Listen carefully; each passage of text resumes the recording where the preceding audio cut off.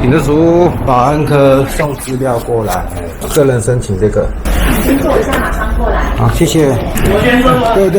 请问一下，是如果说获得的话，就是我进出海关的时候，然后要怎么样子去做一个证明？我会给你一份纸本啊，大概差不多多久的时候流程会走呢？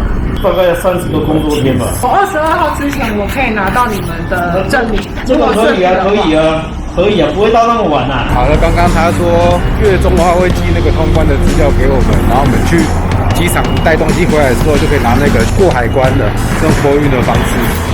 好，那我们就是下个月见证章。